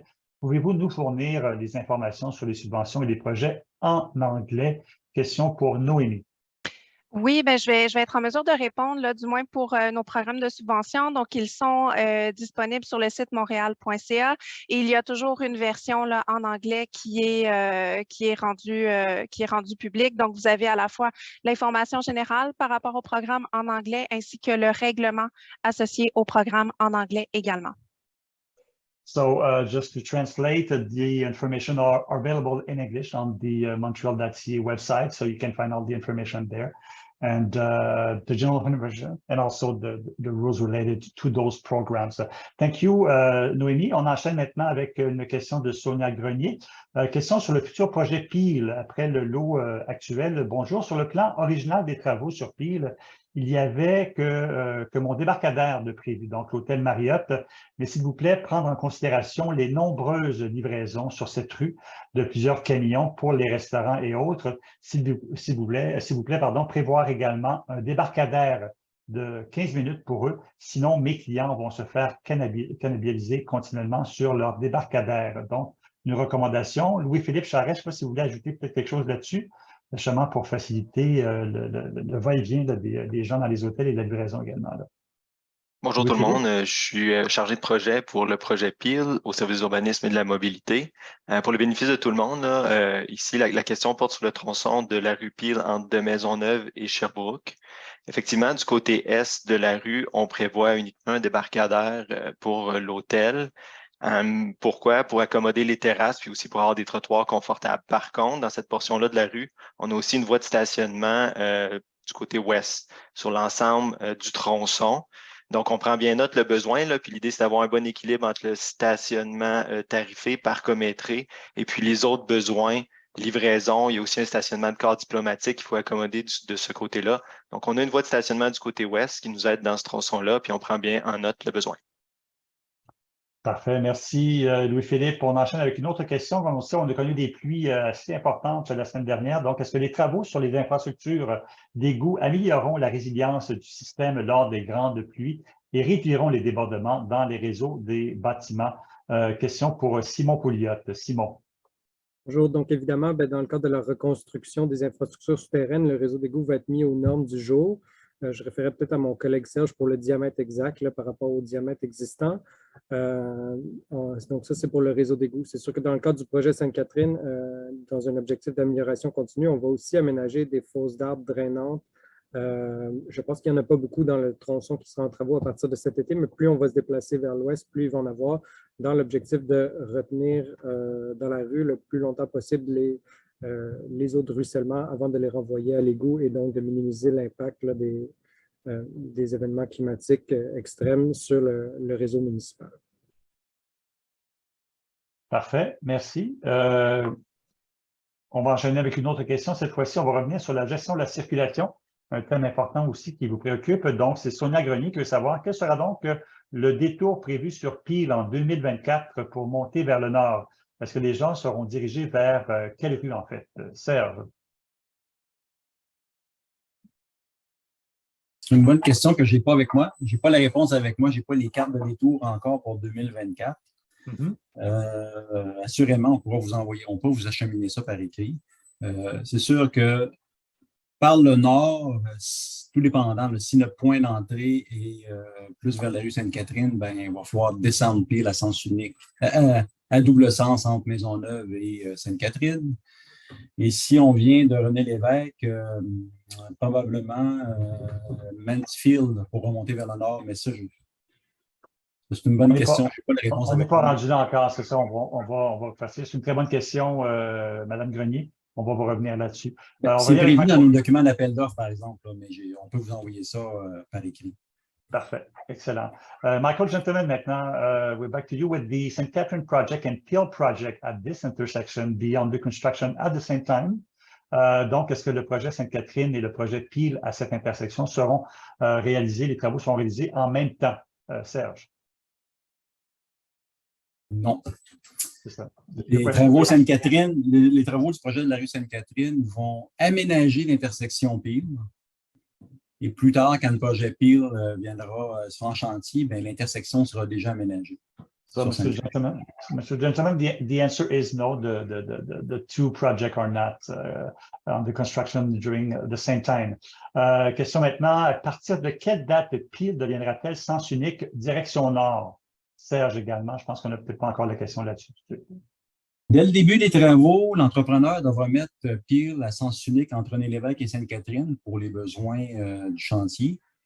Et il est prévu qu'au cours de l'automne, donc présentement, il y a des installations de Montréal-Gourmand sur le tronçon entre Maisonneuve et Sainte-Catherine. Donc, dès qu'il se démobilise, c'est-à-dire début octobre, la mise à sens unique de PEEL jusqu'à Sherbrooke sera mise en œuvre de façon définitive. Et tout ça pour accommoder, dans le fond, le futur projet de la piste cyclable qui va rejoindre, dans le fond, ce qu'on a construit jusqu'à René-Lévesque pour aller rejoindre le boulevard de Maisonneuve. Professeur, je vous garde pour la prochaine question en anglais, celle de David Sokachevsky. Is it possible to change Metcalfe to become two-way street below the Maisonneuve during the works? There are two important underground parking lots accessed from that part on Metcalfe. Donc, je traduis la question en français. Est-ce possible de changer Metcalfe afin d'en faire une rue à double sens au sud de Maisonneuve pendant les travaux? Il y a deux stationnements souterrains accessibles à cet endroit sur Metcalfe. Est-ce que c'est possible, Serge? Au sud de Maisonneuve, c'est déjà prévu d'être mis à double sens puisqu'on entrevoit complètement la rue Metcalfe. Donc, c'est déjà dans nos plans pour justement donner accès au stationnement et des cours Mont-Royal, et il y a un stationnement souterrain un petit peu plus au nord près de Maisonneuve. Donc, c'est déjà dans les plans. Yeah, to answer quickly to the question, it's already planned to make those streets two-way below the Maisonneuve during the work, so don't worry about that. Autre question maintenant, cette fois-ci de Sergio Martinez. The type of pavement that the city already put in the eastern part of downtown is dangerous for pedestrians since there's no distinction between the street and the sidewalk. Are you going to do the same for these new seconds on the Sainte-Catherine? Le type de pavé que la Ville a installé, je vais traduire la question en français, donc le type de pavé que la Ville a installé dans la section est du centre-ville est dangereux sur Sainte-Catherine, évidemment, pour les piétons, étant donné qu'il n'y a pas de distinction entre la rue et le trottoir. Est-ce que vous prévoyez la même chose dans les nouvelles sections de la rue Sainte-Catherine? Simon, pardon. Oui, donc pour le tronçon qui sera réaménagé à partir de cet été, c'est la poursuite du concept tel que réalisé là, précédemment. Donc, ce sera les mêmes pavés et les mêmes bordures de granit qui séparent la chaussée du trottoir, qui ont une différence de 60 mm.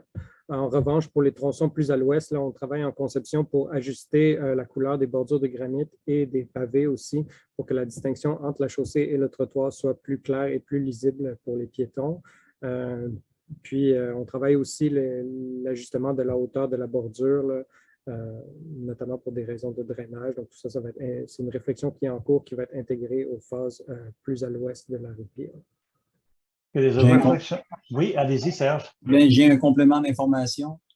En fait, en complément de ce que Simon vient de dire, dans la portion qu'on construit, il y a déjà une distinction plus nette entre la bordure et la chaussée. Donc, les changements de couleur seront plus visibles que ce qu'on a construit auparavant. Okay, so to answer your question, Mr. Martinez, yes, there will be some adjustment put in place for the pavement. The colors will be much more visible to make sure that there's a difference in the pavement. So there will be some improvement on regarding your question. Autre question maintenant, avec l'augmentation du trafic piétonnier, après la réduction du trafic automobile, est-ce qu'il y aura un impact économique accru? Y aura-t-il un système pour récupérer la subvention? Donc, peut-être Simon, peut-être pour le concept futur, donc avec l'augmentation du trafic piétonnier après la réduction du trafic automobile, est-ce qu'il y aura un impact économique accru? Y a-t-il un système pour récupérer la subvention? On commence peut-être avec Simon. C'est sûr que de manière générale, nous, le projet de réaménagement, on vise à ce qu'il augmente le trafic piéton sur la rue Sainte-Catherine. Puis donc, évidemment, c'est dans l'objectif de stimuler l'activité économique et l'activité commerciale qui se retrouve déjà sur la rue Sainte-Catherine. Donc, on voit ça d'un bon œil. Puis, pour ce qui est de la subvention, je laisserai Noémie répondre. Effectivement, Noémie, est-ce que vous avez un complément d'information concernant la subvention? Oui, bien en fait, ce que je peux vous mentionner ce matin, c'est qu'effectivement, notre programme de subvention s'adresse aux établissements là, durant la période des travaux et non pas après. Ceci étant dit, ce n'est pas un enjeu qui a été porté à notre attention là, suite à la réalisation de la phase 1. Donc, on pourrait penser que c'est la même chose qui va arriver pour la réalisation de la phase 2 et que ça ne devrait pas poser de problème là, du côté des commerçants suite au réaménagement. Parfait, merci Noémie. Autre question, cette fois-ci de Cédric Lescarbot. Bonjour, est-ce qu'il y aura une entrave sur la rue Sainte-Catherine à l'est de Mansfield? Serge. Excusez-moi, j'avais perdu ma souris. À l'est de Mansfield, il ne devrait pas y avoir d'entrave. Par contre, lorsqu'on réaménagera l'intersection Sainte-Catherine et Mansfield, bien évidemment, cette portion de la rue-là, entre Mansfield et McGill College, sera fermée puisque l'intersection sera entravée. Excellent, merci. On va enchaîner. Il nous reste à peu près une dizaine de minutes et on a quand même plusieurs questions. Donc, on va accélérer un petit peu le pas, mais tout en répondant bien évidemment à vos questions. Donc, Aya Kinnesi, qui a déjà intervenu, Michael Gentleman ont la même question. Donc, les travaux d'hiver sont arrêtés de quel mois à quel mois? So, what does the winter break look like? Will the bearers be removed during those months? Serge. J'ai plus de précisions sur la fin des travaux, donc mi-novembre. Donc, on vise toujours une fin des travaux à la mi-novembre pour nuire le moins possible là, aux activités commerciales de la période de Noël et du Vendredi fou. Après ça, la reprise des travaux mi-février, mais c'est tout le temps, ça dépend toujours de la température. Si on est en pleine tempête de neige, on va peut-être commencer 2 semaines plus tard. Ou si on a un hiver très doux, on va peut-être commencer le 1er février plutôt que le 15. Donc, mais grosso modo, c'est mi-novembre, mi-février.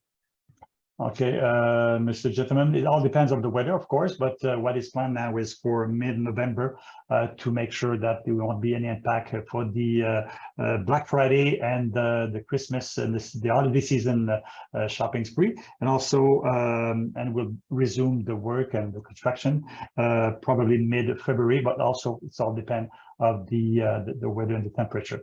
Autre question maintenant, je voulais confirmer avec vous que pour le secteur admissible aux subventions, que le secteur admissible aux subventions va migrer selon le secteur touché. Donc, pour notre commerce, nous sommes dans la phase 2028.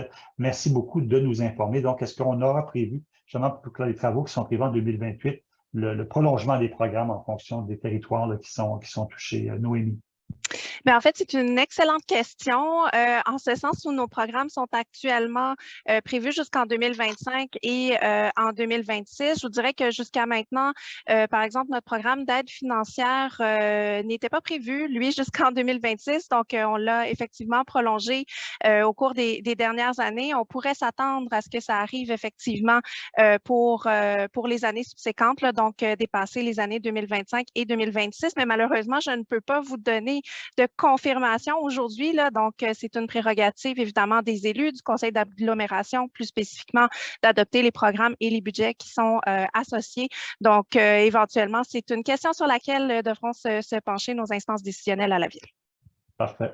Question prise en note, comme on dit. Donc, allez-vous refaire maintenant, question de Valérie là, allez-vous refaire les trottoirs sur la rue Metcalfe et à quelle hauteur allez-vous bloquer la rue Metcalfe? Première question peut-être en 2 volets. Donc, première question pour Serge. Et ensuite, on enchaînera peut-être avec Simon pour le concept d'aménagement sur la rue Metcalfe. Serge. Les trottoirs de la rue Metcalfe seront refaits entre la rue Place Mont-Royal et la rue du Square Dorchester, donc côté est et côté ouest. Et la suite de la question, la deuxième question étant…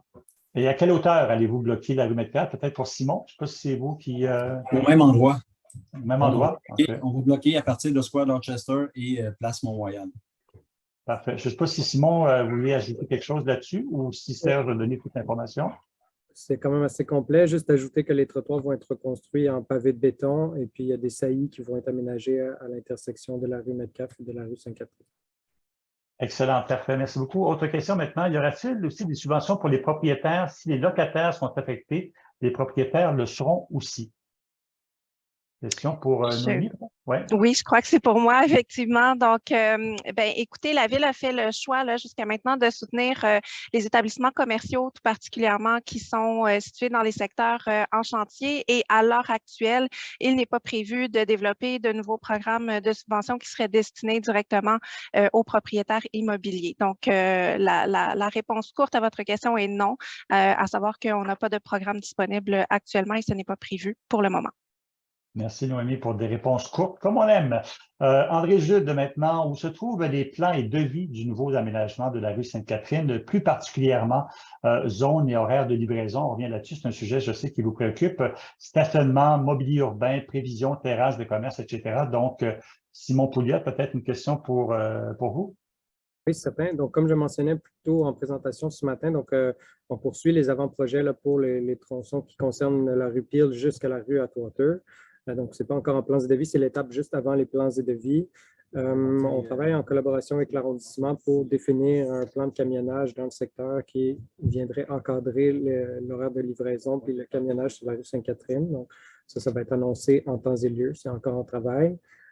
Pour ce qui est du stationnement, c'est sûr qu'en continuité avec la vision qui a été développée pour les aménagements déjà réalisés et la poursuite de ceux-ci, donc je vous annonce tout de suite, si ce n'était pas clair, qu'il n'y aura pas de stationnement sur la rue Sainte-Catherine, dans le fond, pour les tronçons qui seront réaménagés ultérieurement.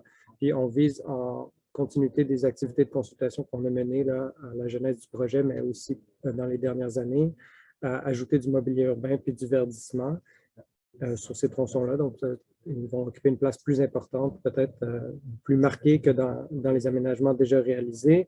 Et puis, pour les terrasses des commerces, c'est sûr que toutes les terrasses existantes vont pouvoir être accommodées, là, dans le sens où la disposition du mobilier puis des arbres est faite en considération des terrasses existantes et de certains endroits potentiels qui pourraient aussi éventuellement accueillir des terrasses. J'ajouterais que le concept d'aménagement lui-même, quand il va être bien défini, pourra faire l'objet d'une annonce publique ultérieurement.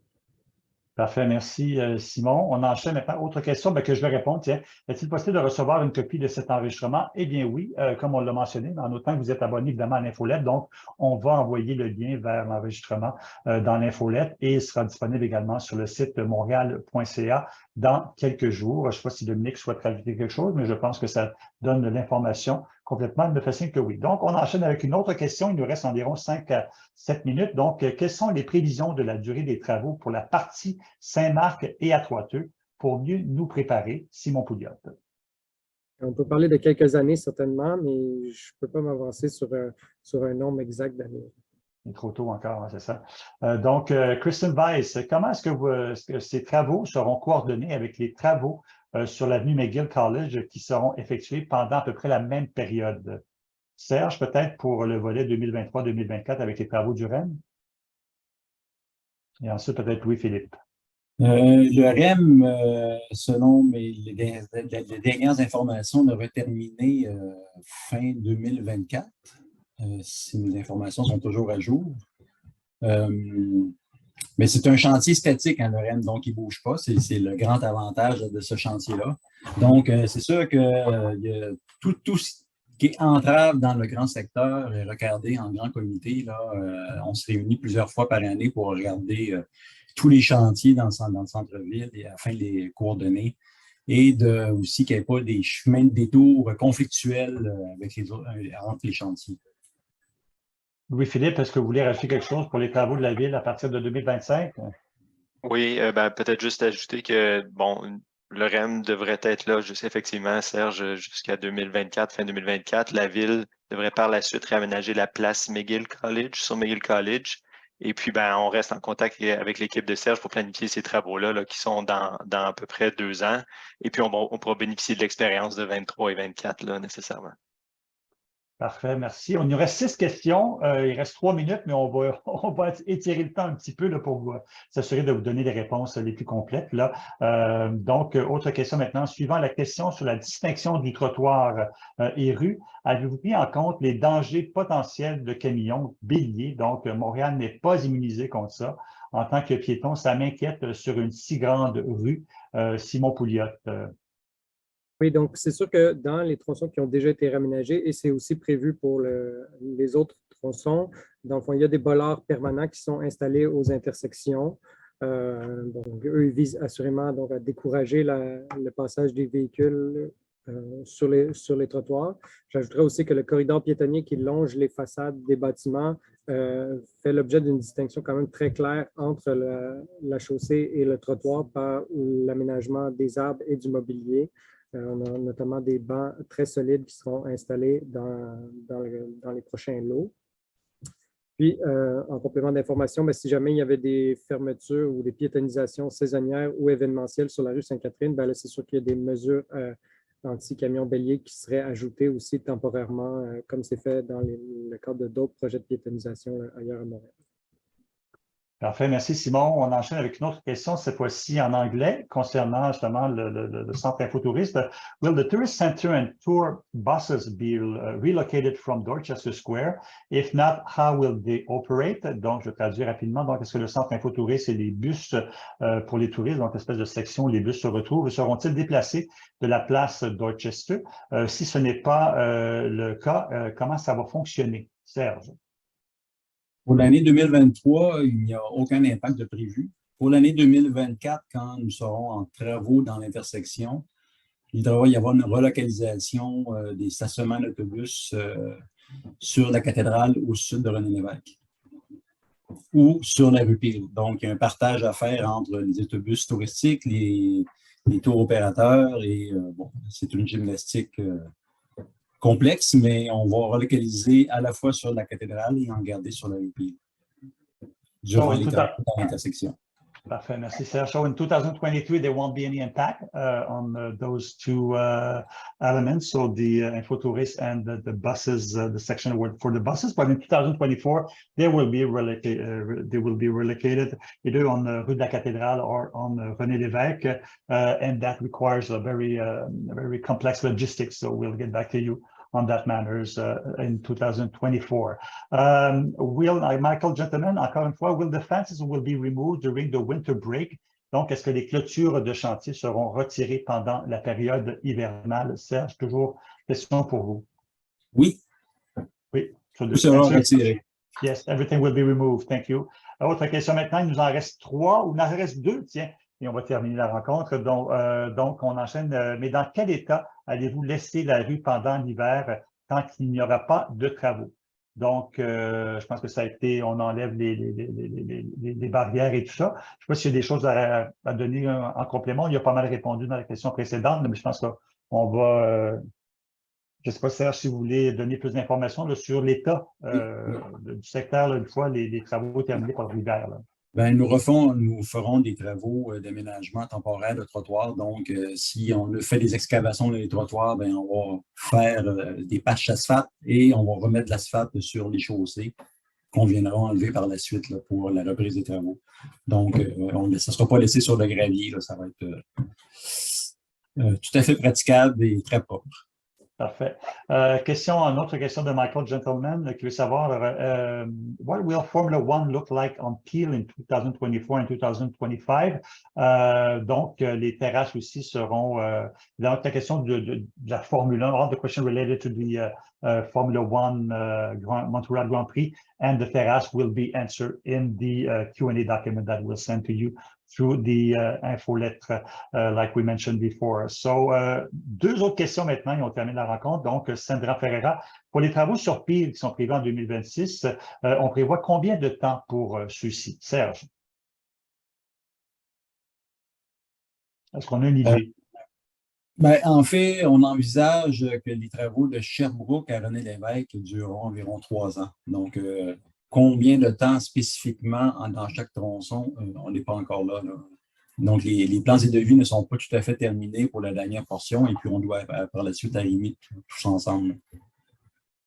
Parfait. Merci, Serge. Écoutez, ceci termine. C'était notre dernière question. On en a passé plusieurs. Merci beaucoup à tout le monde, premièrement, d'être intervenu. Donc, également, surtout à nos panélistes d'avoir pris le temps d'y répondre. Comme je l'ai mentionné tout à l'heure, les questions qui n'ont pas pu être répondues ce matin seront intégrées dans le fameux document questions-réponses, notamment les questions concernant la Formule 1, la question des terrasses également, donc sera répondu là-dedans. J'inviterai toutes les personnes qui ont encore des questions à les écrire aussi dans le module QR en bas de votre écran. Comme je l'ai dit, on va pouvoir y répondre éventuellement. Même si on ne répond pas tout de suite, ils seront répondus dans le document qui vous sera envoyé. Donc, au nom de toute l'équipe qui travaille sur le grand projet d'aménagement de la rue Sainte-Catherine-Ouest, je tiens à vous remercier vraiment de votre présence et de l'intérêt que vous portez à ce grand projet du centre-ville. C'est très important, comme vous le savez. Nous vous recommandons de vous abonner dès maintenant, si ça n'a pas été fait, pour recevoir les avis de travaux du projet par courriel. Profitez-en aussi si ça n'a pas été fait aussi, pour vous abonner aussi à l'infolettre, donc Sainte-Catherine. Vous trouverez le lien de l'abonnement sur le site web, donc sur montréal.ca/. la Sainte-Catherine en un seul mot ou en pointant la caméra de votre mobile pour lire le code QR. Donc, je vous rappelle que vous pouvez vous abonner aux avis et alertes en cas de situation d'urgence à montréal.ca /sujet avec un S /alerte avec un S. Et enfin, vous pouvez communiquer avec l'agent de liaison qui est dédié au projet de la rue Sainte-Catherine par courriel et son adresse courriel est sainte-catherine-ouest en un seul mot @montréal.ca ou si vous préférez l'appeler ou lui envoyer un texto, son téléphone est le 514-867-9339. Et je vous rappelle que la séance d'aujourd'hui a été enregistrée et sera disponible dans les prochains jours sur le site web des projets de la Ville de Montréal, donc sur montréal.ca. Et la Ville de Montréal vous partagera également par courriel le document qui rassemble toutes les questions et les réponses auxquelles nous n'avons pas pris le temps, auxquelles nous aurons pris le temps évidemment d'ajouter celles qui n'auront pas été possibles de répondre ce matin. Donc, dans la prochaine édition de l'infolette, d'ailleurs, Sainte-Catherine, les abonnés y retrouveront le lien d'isolement de la séance, le document rassemblant les questions et les réponses. Ils auront accès à des articles et visuels qui résument les présentations d'aujourd'hui. Donc, on vous invite également à remplir un petit sondage d'appréciation qui vous sera envoyé sous peu afin de mieux préparer les prochaines séances d'information. C'est très précieux pour nous d'avoir votre feedback dans un souci d'amélioration continue. Donc, fait beau, on est le 19 juillet, il fait superbement beau dehors, soleil. Donc, je vous invite à aller profiter peut-être, si vous avez le temps aujourd'hui d'en profiter. Merci beaucoup tout le monde de votre présence. Merci aux panélistes, merci aux élus qui étaient avec nous également ce matin. Je vous souhaite une excellente fin de journée et à très bientôt, j'espère. Merci.